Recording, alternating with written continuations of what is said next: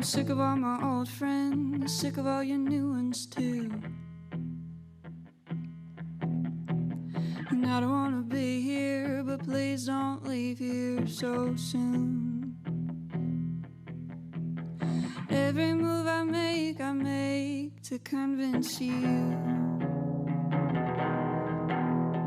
that I was made to be your man. That I was made to be your man.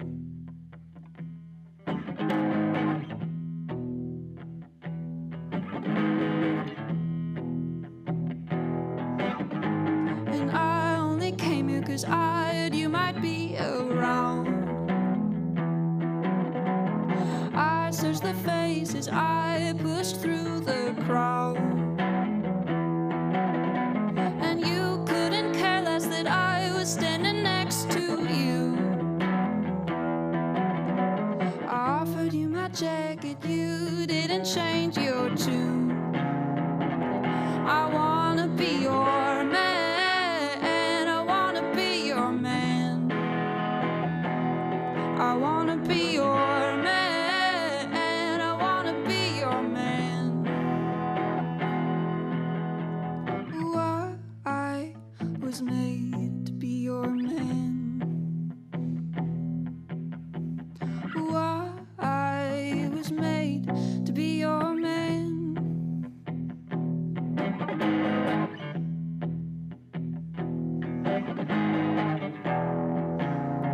If I was your man, you'd take me to your old house, take me to your mom's house. She'd walk me through the photo albums, you'd rest your hand on my knee. You'd take me to your old room, take me to your old bed. I'd thank your mom for dinner, she'd invite me over again. 'Cause I would be your man, I would be your man. I would be your man, I would be your man. Ooh, I was made to be your man. Ooh, I was made to be your man.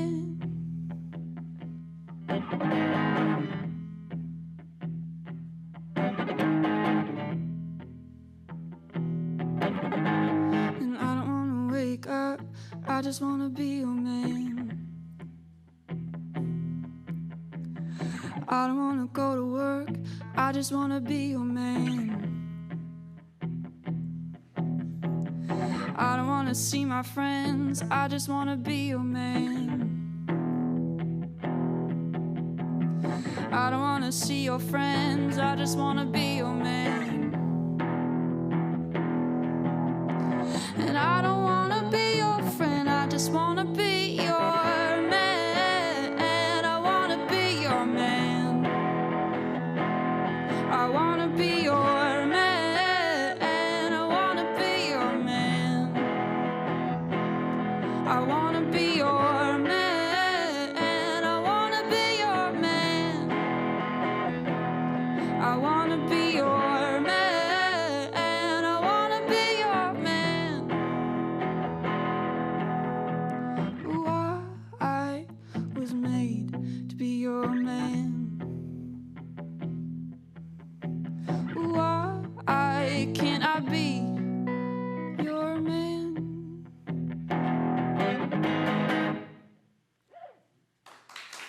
Thank you.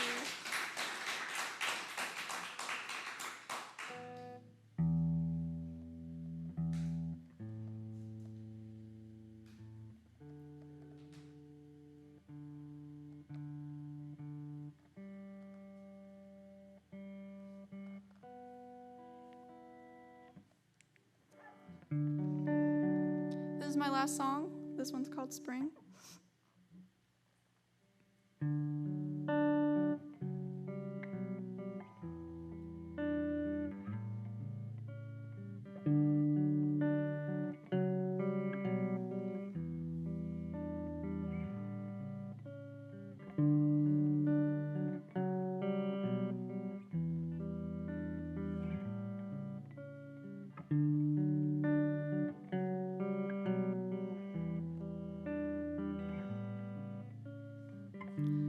Wake up slow and miss the bus again.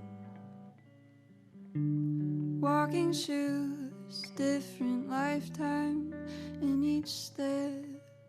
Leaves on the street, snow on the path.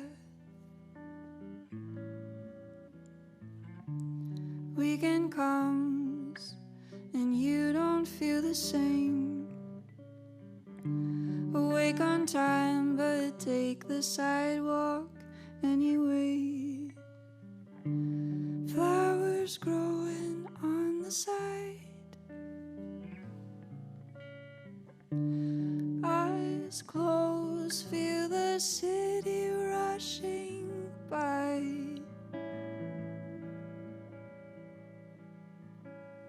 In the spring, you'll be fine.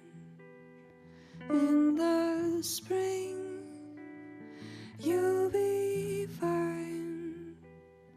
In the spring, you'll be fine.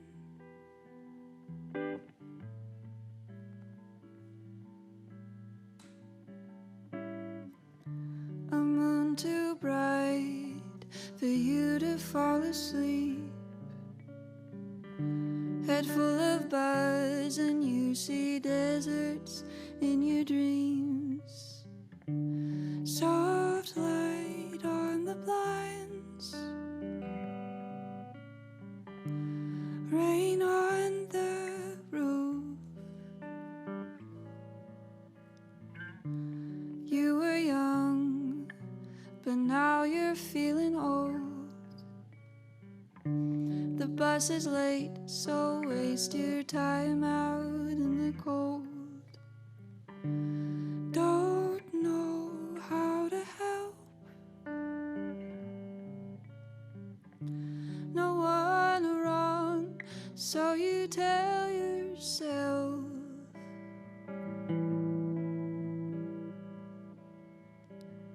In the spring, I'll be fine. In the spring, I'll be fine. In the spring, I'll be fine.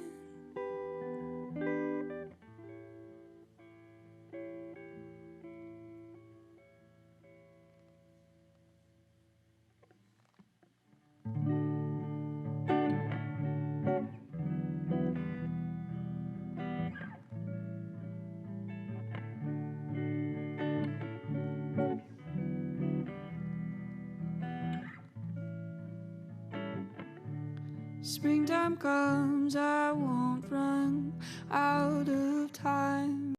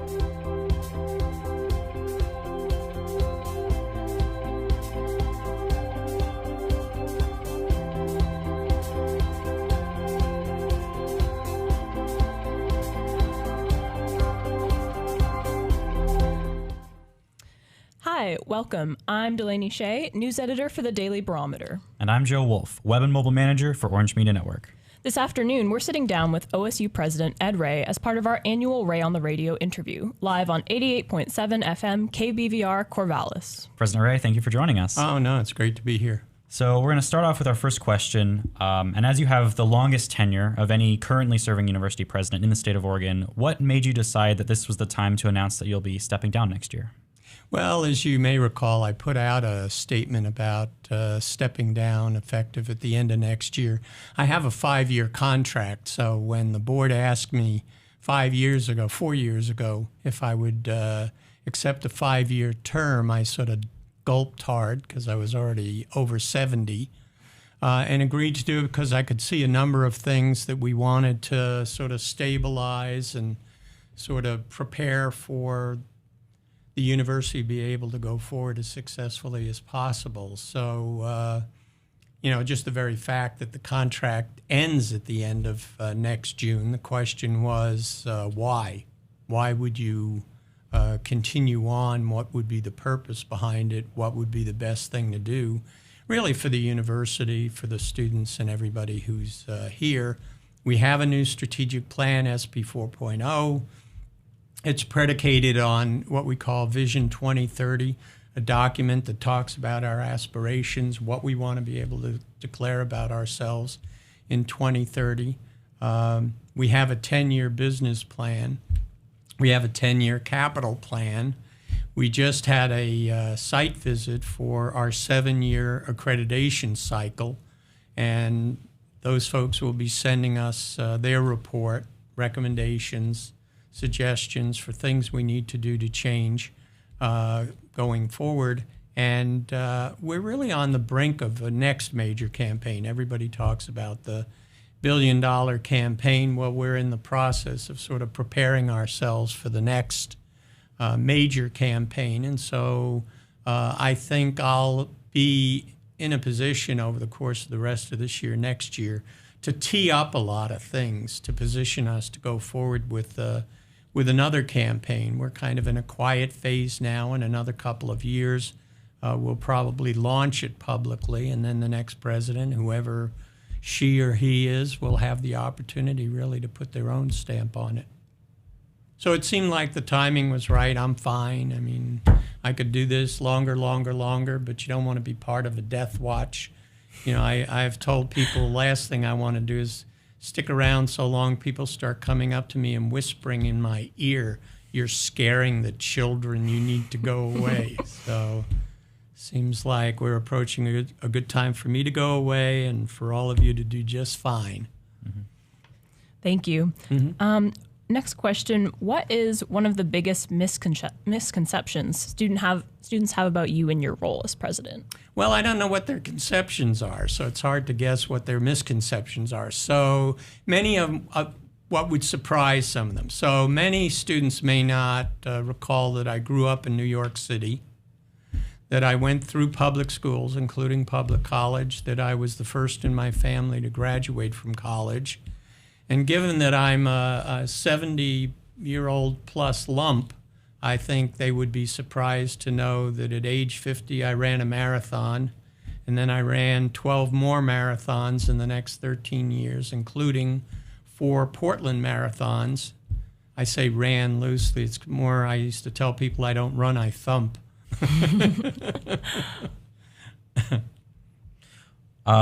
Touching back on your kind of preparations to be stepping down from the role of president, what in particular would be sort of the initiatives or issues that you really want to spend your time on and kind of tee up and get ready for the next university president to take over?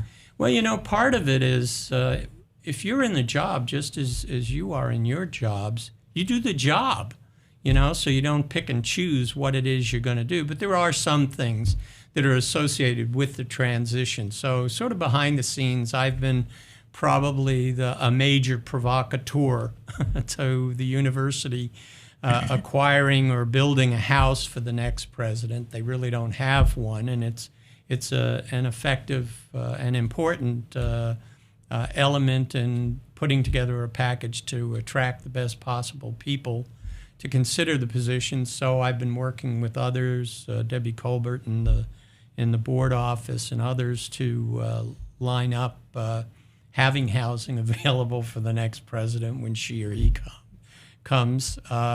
Also, as I've said, sort of background conversations about the direction of the next major fundraising campaign.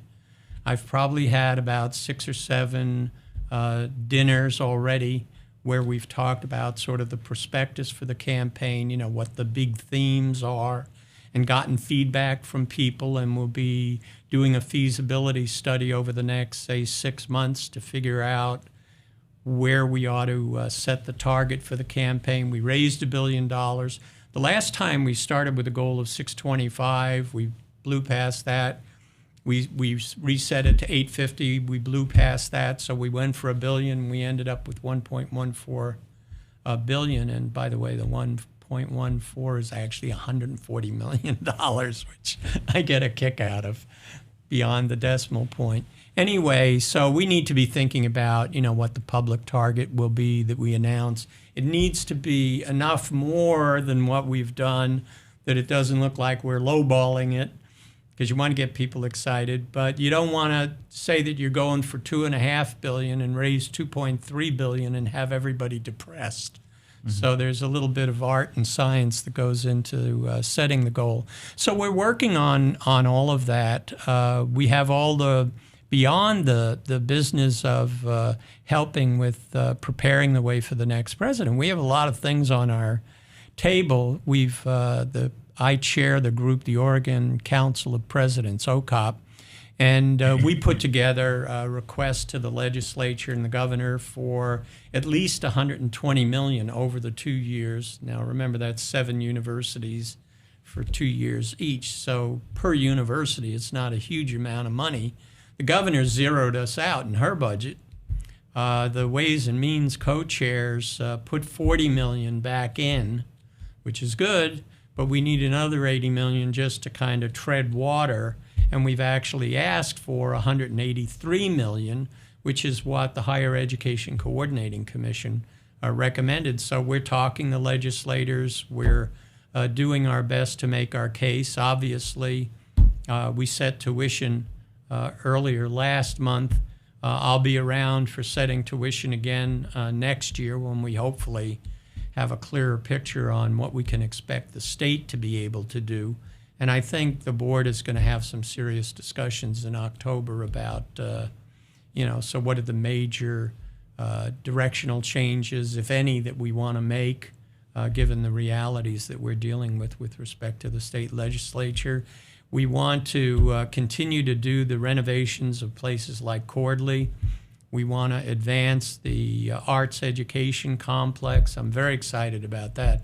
I've been trying to get that support for that forever. God bless the anonymous donor. And we want to do things like the Student Experience Center over in Bend at the Cascades campus, try to get that through the legislature. So there's a lot of work to do. Definitely. And we will definitely return to tuition and issues with the state government as well. Mm-hmm. But quickly, I just want to do a quick follow-up. You talked about, at the very beginning of that answer, talking about just doing the job and not necessarily focusing on anything in particular. And I think one thing that a lot of many students might not be familiar with is really what the day-to-day life of a university president actually is like, and it's pretty abstracted from what they're used to. So if you could give us a sense of how you're dividing up your time, I think that might be valuable for a lot of people. So let me tell you a quick story that sort of illustrates it. When I was provost at Ohio State University, as Ed Fazer is provost here, I started hearing from universities, would I be interested in being president? So I talked to Britt Kerwin, who was the president at Ohio State at the time. He went back to be chancellor of the Maryland system. And I said, what do you think? He says, do you think you're up to it? And I'm thinking to myself, you dope, I'm running this place. And I think Ed Fazer must feel that a lot of the time, too. Anyway, so I confessed to him years later that I was thinking, you dope, I'm running this place. And what I didn't understand that he was telling me is it's 24/7. I have no life outside of being president of Oregon State University while I'm doing it. So I can remember when my late wife was alive, we could go 12 or 13 days without eating at home alone. we literally never went out to dinner, just the two of us by choice, because we were always at dinner somewhere, and actually sitting at home having dinner was pretty nice. So it's just, I think probably students would be surprised at the, it's not just intense, because there are quiet times, but it never stops. You know, you don't leave it at the office and go home. Provost, any other position, you go home at night, you're with your family, you go to the kids' soccer game, whatever. These jobs you're always on 24/7. All right, thank you. We're going to take a quick break, play some music selected by President Ray, and then we'll be back with more questions.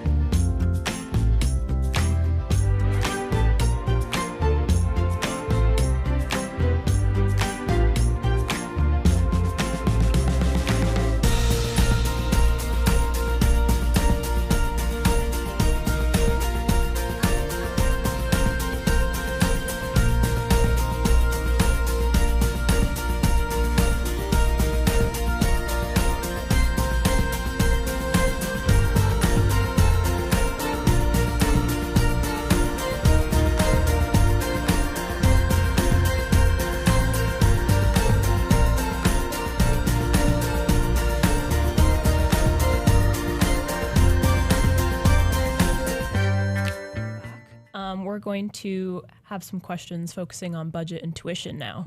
So our first ask of you, as the proportion of university budgets allocated by the state government has decreased dramatically in the past few decades, what is OSU doing right now to advocate for state funding? Well, as I mentioned a little bit earlier, OCOP, the group that I chair of university presidents, we're talking to the Higher Education Coordinating Commission. We've actually had a couple of meetings with the governor. We meet with key legislators. I think you may know Jock Mills, who's our Director of Government Relations. He works the state political scene, and Gabriel Serra works in the federal area, but we're constantly talking to state and federal folks about the needs of higher education in the state and trying to get their support. The board at the last meeting, when the tuition levels was set, agreed to send a letter to the co-chairs of the Joint Ways and Means Committee, telling them how important it was for us to get the resources we talked about. 120 to do business as usual, 183 or more to do a number of things that we know would contribute substantially to student success. We haven't heard back from the legislature, but I assume over the next months, in fact, I've been promised in about 2 weeks I'm going to get to spend a fun-filled afternoon in Salem talking to key legislators about what our needs are and why, and hoping that we can make some progress. Do you find that in those sorts of environments, people are pretty receptive to the needs of Oregon's public universities? There's a very seasoned politician in the state who, when I was asking him about the likelihood of passing something, this must have been 5-6 years ago, and I said, well, you know, everyone I talked to, they all seem very supportive, and it was for the whole university system. And he said, well, you know, you just have to remember that no matter what a politician tells you, it tells you nothing about how they're going to vote. Mm-hmm. So I have a lot of pleasant conversations, but I would be hard-pressed to say I'd had a lot of success in moving the needle in a more positive way in session. But, you know, you need to talk to people and you need to try to make the case. Among the things you do, and I know that we talk about the decline in state funding for higher education. When I came here, we had never had a university-wide fundraising campaign. And the year before I came, they raised $29 million, which is a lot of money. Last year, we raised $152 million from donors.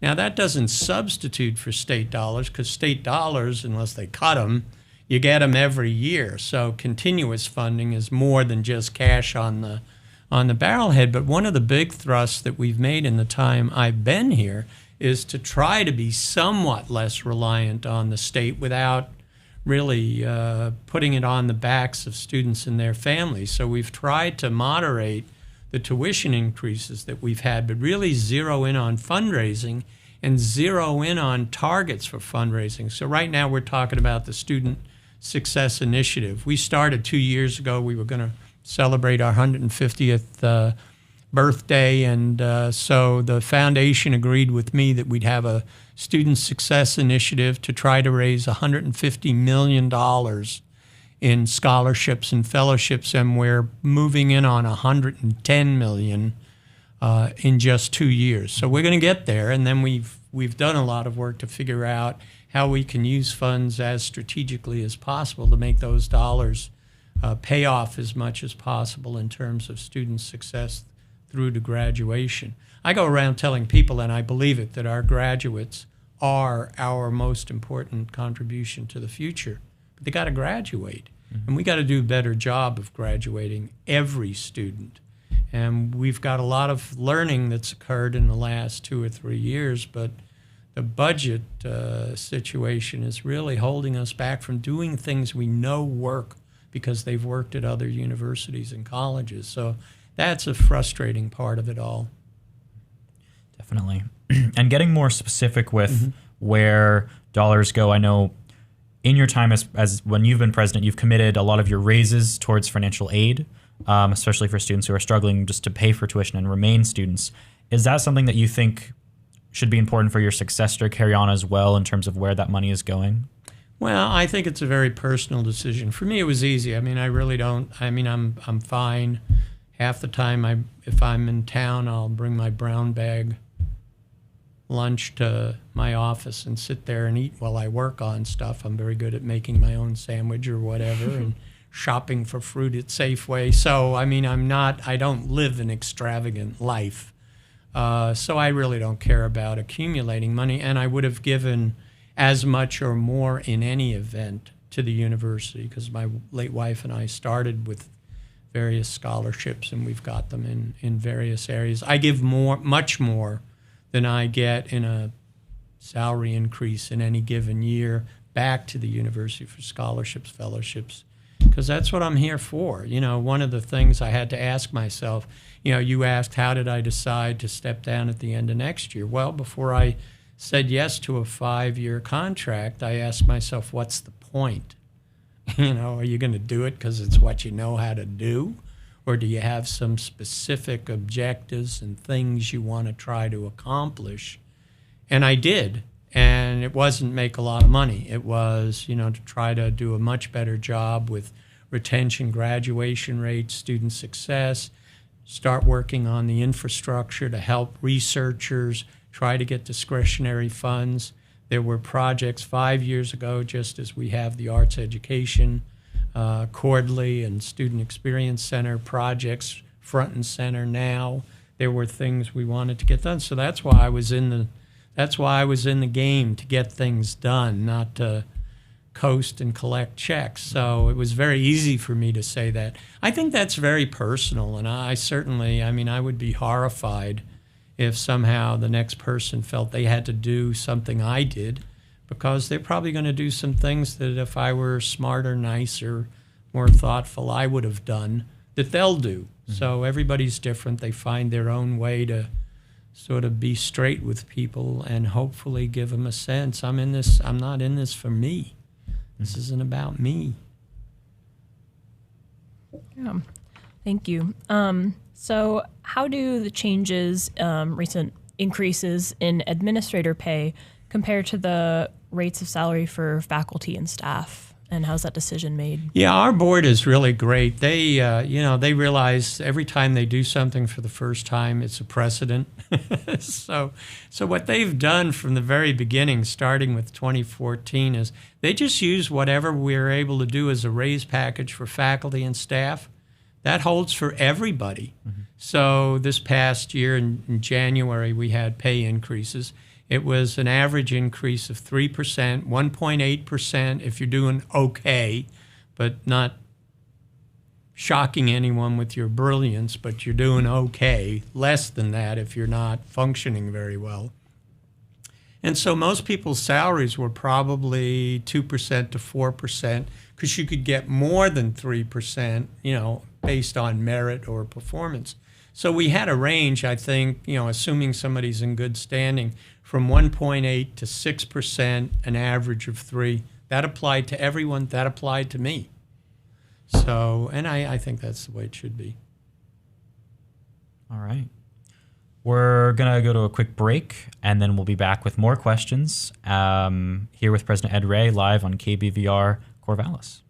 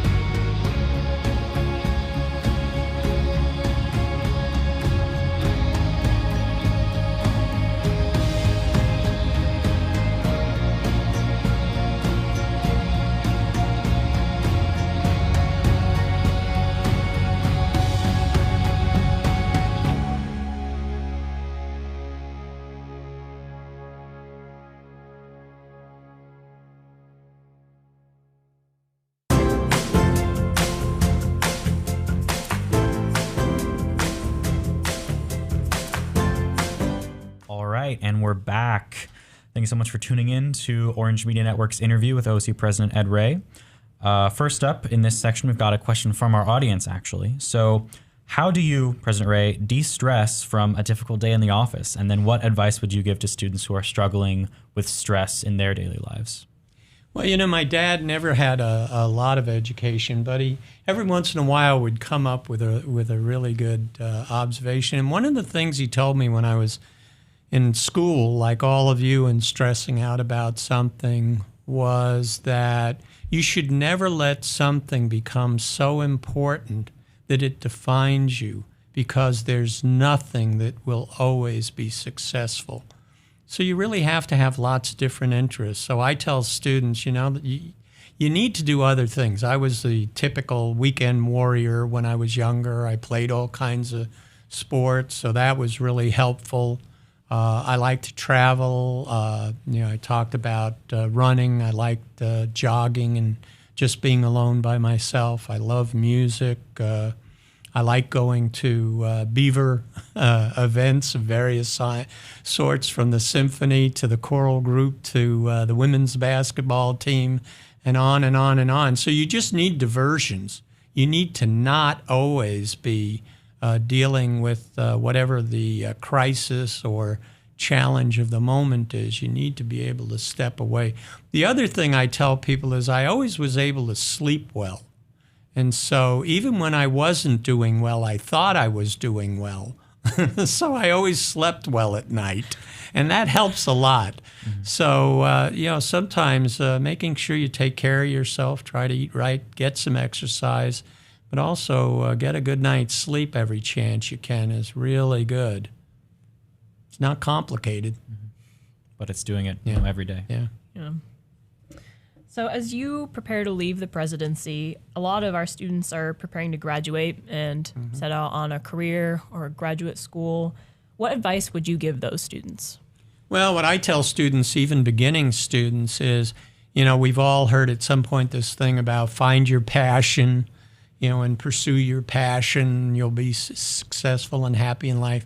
And that's actually stupid advice, because we're all much more complicated than that. You know, you obviously, both of you, you know, have writing and oral skills. There are a lot of positions and careers you could apply that to. So you just got to pick something you really like. And the trick, the economist in me cautions you, whatever you choose, find somebody who's willing to pay you to do it. And have it be something you enjoy enough it doesn't feel like work. You're not living for the weekend. You know, I used to tell students that people who sort of work and live for their weekends basically are throwing out 5 days a week in a finite lifetime. That's got to be a loser's or a fool's goal. You know, you really want to enjoy what you're doing, where you work, and feel that it's fulfilling, hopefully important, that you're making a difference. I would say, you know, and I know we've talked in other contexts about the problems of mental illness and students who are really struggling. It's really important to get out of yourself, to get over the fact that it's not about you. You're not that important. What's important is what you do, and if you make a difference. And so if you find yourself sort of too self-conscious, I read something once that said that self-consciousness, and all teenagers are too self-conscious, that self-consciousness is the height of self-conceit, because you're only focusing on yourself. Nobody cares how you enter a room. Most of the people in whatever room it is that you're nervous about entering aren't going to pay any attention to you. So you need to sort of get over yourself, and it's hard. I mean, it'll happen, but you need to get over yourself, and you need to focus on other people that you care about and issues that you care about, and get out there and do things and make the world a better place, and you'll be just fine, because the good you do will come back to you. Have you felt that way fulfilled by all of the positions you've been in, both as an administrator as well as a professor? Yeah, I mean, I've always really enjoyed working with people. You know, we're sort of, as a friend pointed out to me, we're genetically wired to solve problems, so we shouldn't be complaining that we have problems to solve. That's what we do, is solve problems. I remember when I was probably one of my lowest times was when I first went into central administration, budget crises left and right, and people would ask me how I was doing because I'd been at the university already for 22 years at Ohio State. And so I finally settled on, I felt like the priest who had died and gone to hell. It wasn't at all what I imagined, but there seemed to be unlimited opportunities for good works. So I think, that's kind of an attitude that when you find yourself in what looks like an impossible situation, there actually are opportunities to do good work. So you need to stop focusing on how awful the situation is and piece by piece figure out what can you do that would make some positive difference to somebody. There are always good works to be done.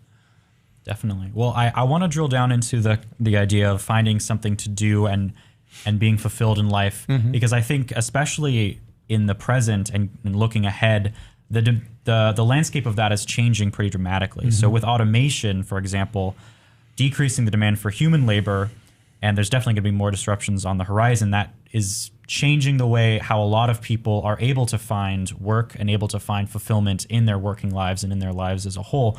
So with that coming towards us, all of us in this country and in the world, where do you see the value of a college degree in the future, and why do you think it's a good investment for our students to be putting their time and money towards now with those changes on the way? Well, I think a college education really gives you the opportunity to learn about cultures, languages, technical career paths that you could follow.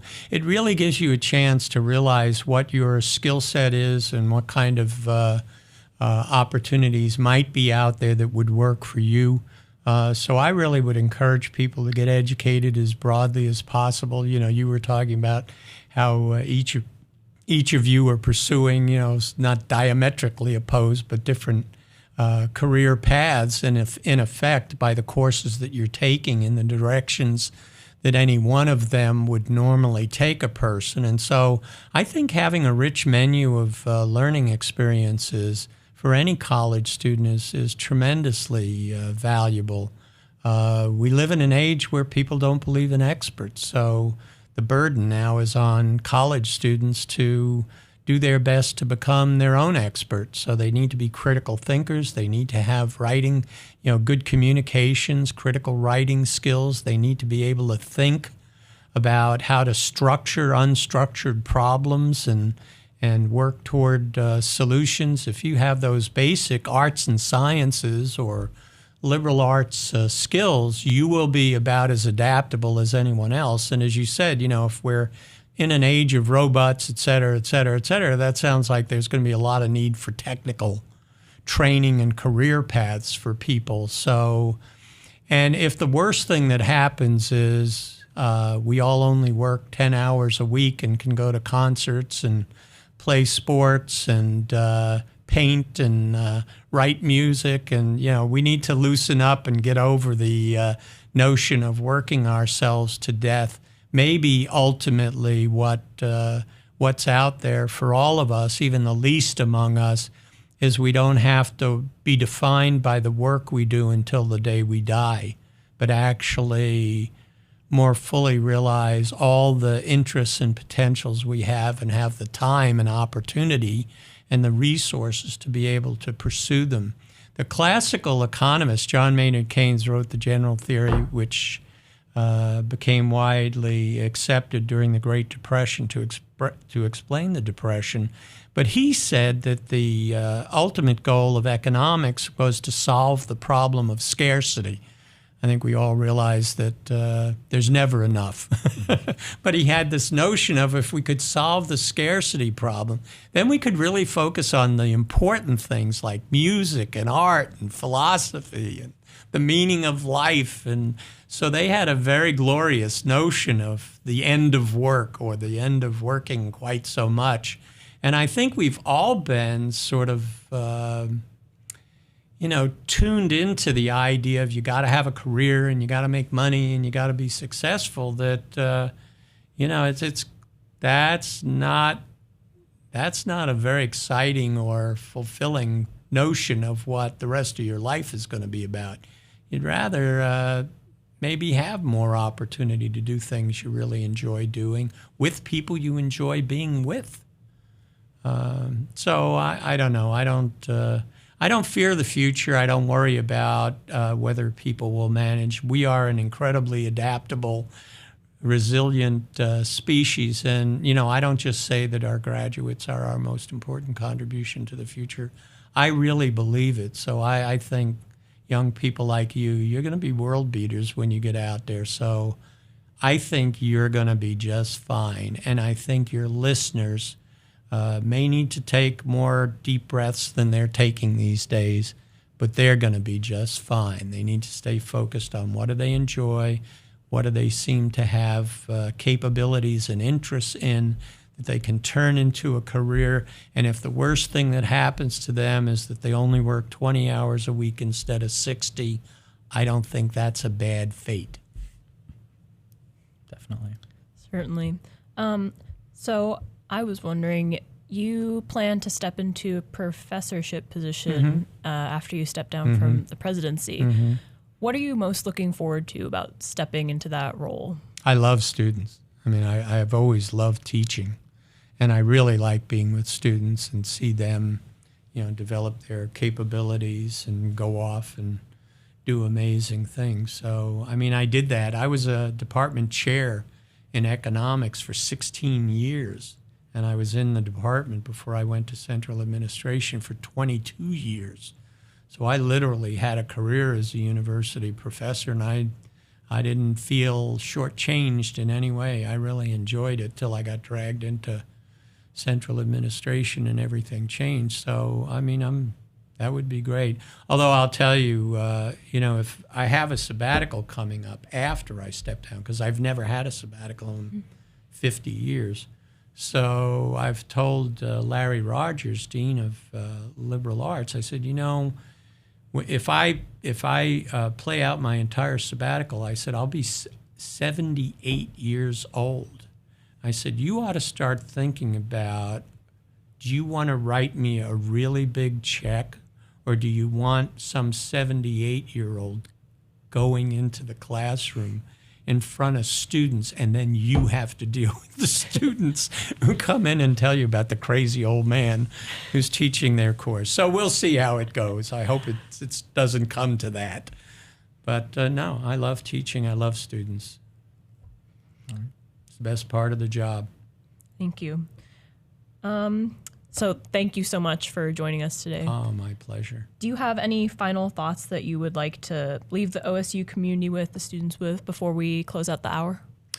Just to tell them, I'm not sure they get to hear a lot of my speeches or look them up, but a pretty regular refrain, besides that they're our best contribution to the future, is that I really believe the best is yet to come. And I sincerely believe that for this incredible university, and I think for the people we're educating and sending out into the world. Gosh knows we face lots of problems as a society, more broadly, the human condition. But I ultimately believe we can continually make progress and create a better world. And I hope they'll be able to look back 50 years from now themselves and realize the world is a better place than it was 50 years ago. And some of the meanness and some of the callousness and some of the disregard that they saw when they were young is just not as obvious anymore. It's been, if not eliminated, at least diminished. So I tend to be pretty optimistic about the future. Thank you so much. And that concludes our interview with OSU President Ed Ray for this year's Ray on the Radio. Thank you.